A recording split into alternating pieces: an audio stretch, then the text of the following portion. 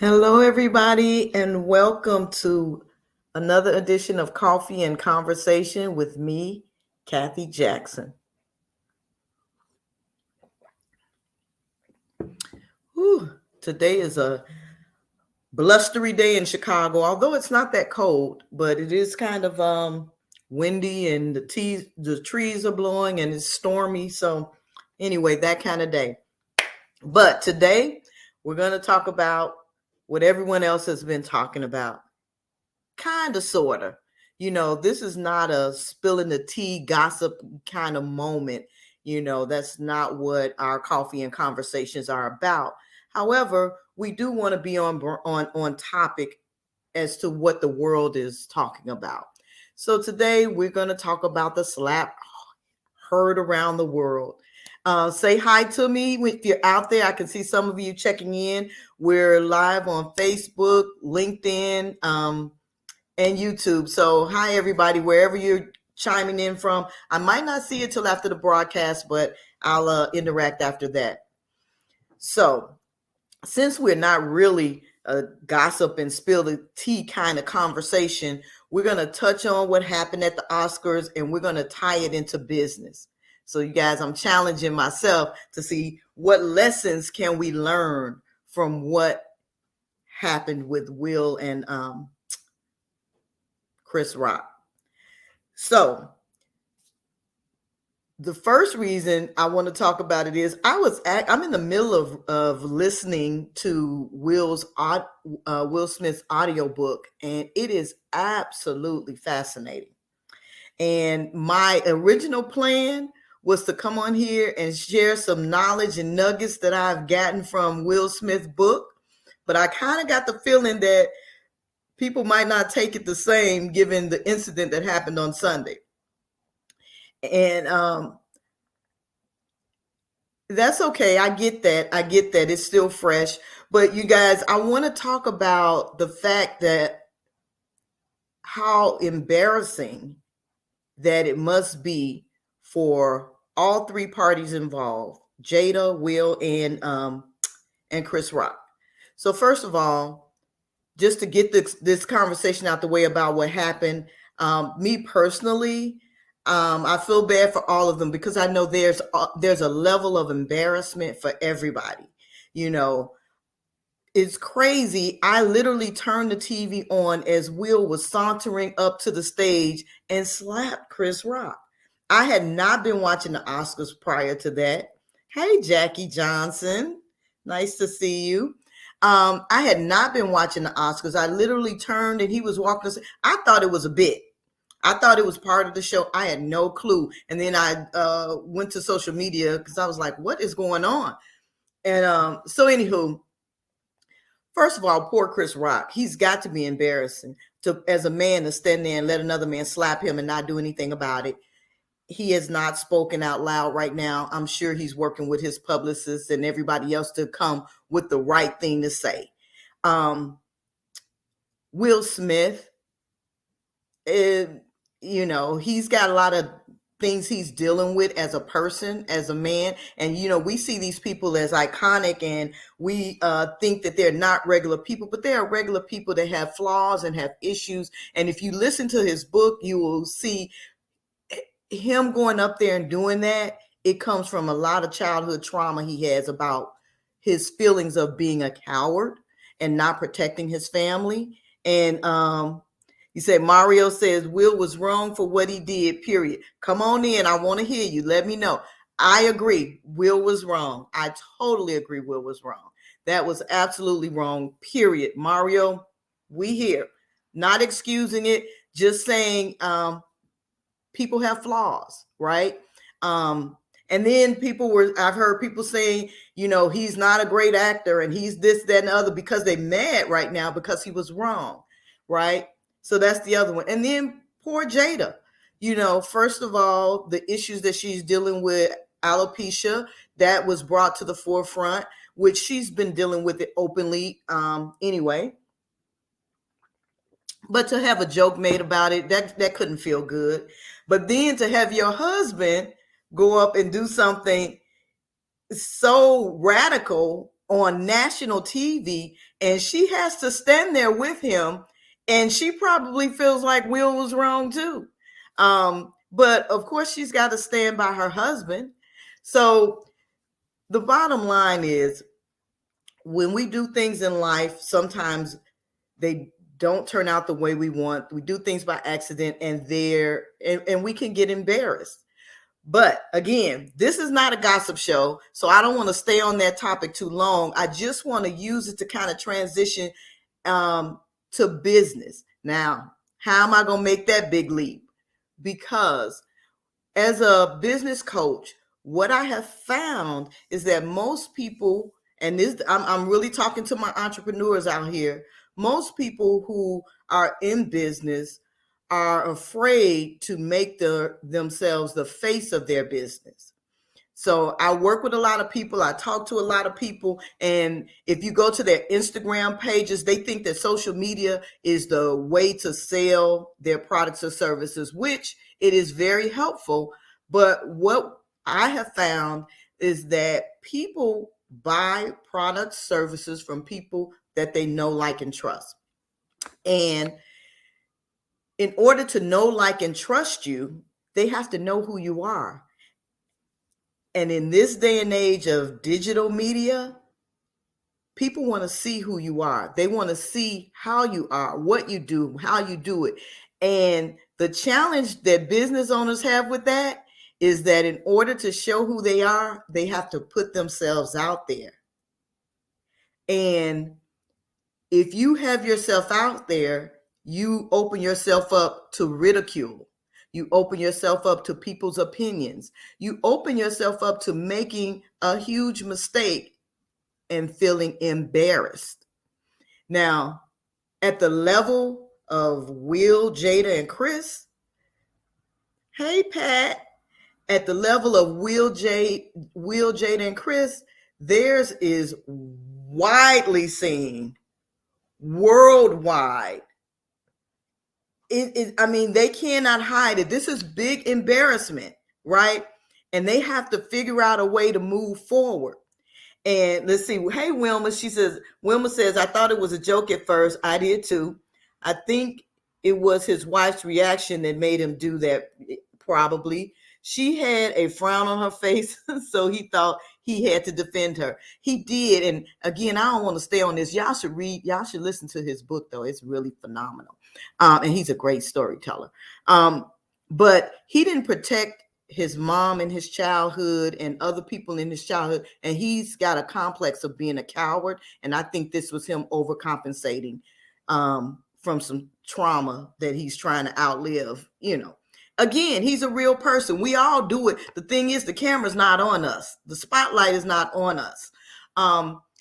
But for those people who want to be in business or who are in business, then you do have to become the face of your brand. You have to put yourself out here, and you have to know that once or twice you're going to be a little bit embarrassed, right?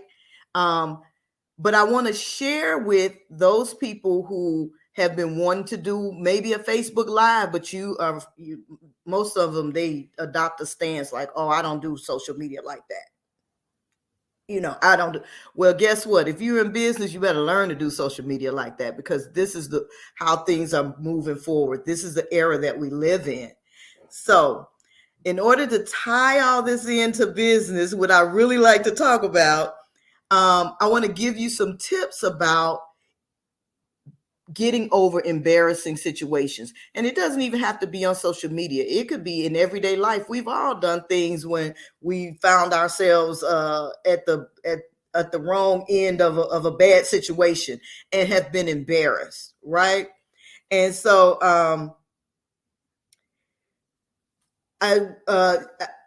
one of the things, so I'll give you a couple of hints on how to get past embarrassment. So the first one is to stop apologizing for it.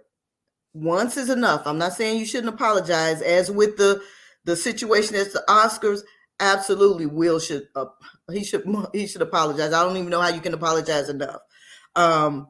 But for everyday situations. Ours are not as big as theirs. But if you make a sincere apology the first time, if an apology is warranted, um, you can leave it right there. You've made your apology. What you don't want to do is keep apologizing, because every time you bring it up, you're bringing it back to life in your mind and the minds of everybody else that's there. Most people are forgiving and have grace, and they don't want to keep embarrassing you. And so if you stop talking about it, they'll stop talking about it, because they will give you grace. And just me, I would suggest, guys, give Will a little grace. Hey, Will and Grace, that was a show. But anyway, you want to, because one day you could be the one that's at the end of that other end of being embarrassed, and you would want somebody to give you grace, right? So just think about it. Everybody got their own feelings, but everybody's gets their chance in the spotlight when it doesn't look good. So you want to stop apologizing for it. The other thing is that, thanks, when Wilma says, so true. The other thing is, you want to learn to laugh at it. Guys, there's nothing in life is perfect. You got to be able to laugh. When I first started doing these talks, I was scared to death. And why? Because I wanted perfect. Some of you might have heard me talk about it. I have a business coach, and when the pandemic hit, my business had to close my doors. And so we moved to virtual paint parties. And my business coach said, she told all of us that she was coaching, like, you've got to get to social media. You've got to start doing lives. You have to start putting your face out there. And I was one of those people that was like, not really. And so I took my time to get out there. And one day we were on a coaching call. It was a group coaching call. And I had a lot of good reasons why I wasn't going to do my live yet, because I didn't have an audience built up, and I didn't have this, and I didn't have that. I had a whole lot of good reasons why I shouldn't do it. And my coach was so funny. She's so sweet. She was like, okay, she listened. And then she just stopped me and said, bullshit. She did this, time out, bullshit. And I don't curse that much, but she does. And she's like, you just want to do it perfectly. And she was absolutely right. I wanted it to be perfect. Because I didn't want to be embarrassed, because I didn't want people to laugh at me. And so I had to practice and rehearse. I figured I needed time and I needed to plan it. And then she says, what I want you to do is get off this phone and do a Facebook Live this afternoon. I want to see it this afternoon. And then she says, I'm so glad you joined the call. See you later. And she had me jump off, and I had to do my very first Facebook Live. And somewhere in the string on my Deja Hue art page, there is my first one back in 2020. And if you saw me then and you see me now, you will see a huge difference. Not that I'm perfect now, but I'm comfortable, because you know why? I have learned to laugh at myself. I have learned not to take myself so serious. I have learned that I will make mistakes, and it's okay. I don't hold myself in such high esteem that now when I make a mistake, it feels like failure. And that's what a lot of people do. You feel like failure if you make a mistake or you are embarrassed. So you've got to learn to laugh at yourself. I sucked on my very first one. First of all, I didn't advertise it out because I didn't want y'all to really tune in. I literally just jumped on and did a conversation. I don't even remember what it was about, but one friend of mine, Patrice, joined in, and she saw me, and well, you got it now, sis. Oh, thank you, Donna. Donna say, I got it now, sis. So just continue to run with it. Thank you. Yeah, so my one friend, Patrice, she was the only one tuned in, thank God. And And I talked about whatever I talked about. I got off the show, and then I called her later because my voice was shaking. I was shaking. It was so not natural. And I called Patrice and I talked to her afterwards, and she was like, I really got something from that conversation. She's like, you really made me think about what I need to be doing, blah, blah, blah, which that then made me feel good, because that's the other thing you do. When you realize that what you're doing is for other people and not for yourself. See, if you're doing it for your own glory, then yeah, you want to get it perfect. You can't live with mistakes because you're basking in your own glory. But when she said that it helped her to realize that there's some things she need to do, and she, ever since then, she and I have been talking and been working on a lot of things that she's doing. But what she told me was, Kathy, why didn't you just talk on the air like you talking to me right now? She was like, you always have something positive to say, and blah, blah, blah. And I was, so it helped me out. It helped me out. But what I'm trying to tell you is I was embarrassed, and I'd be embarrassed if you all dug that up and looked at it today. But I've learned to laugh at myself. Everybody makes mistakes and nobody's perfect. Thank you, cuz. She says she's proud of me. The other thing is, you want to go ahead and move forward. Put that embarrassing incident in the past. The minute that it happens, it's no longer relevant. Like, you've moved past it. It's in the past. So make your apologies if they're warranted. Laugh about it, and then move on. Just move on. Don't keep bringing it up. Anybody with any couth would help you to move on. Most people don't want to make you relive that. And then you have to forgive yourself. Forgive yourself. Hey, Nat, what's up? You have to forgive yourself, because we all make mistakes. Guys, you need to start treating yourself like you would treat your best friend. If your best friend did something and made a mistake, when they called you, the first thing you out of your mouth would be to comfort them, to let them know that, hey, girl, it's okay. Everybody makes mistakes. Don't even worry about it. And then you guys can figure out and get to a point of laughter. You have to be able to do that with yourself. Give yourself the same grace that you would give somebody that you care about. Your child or your parent or your siblings or your friends. If they made a mistake, you would forgive them.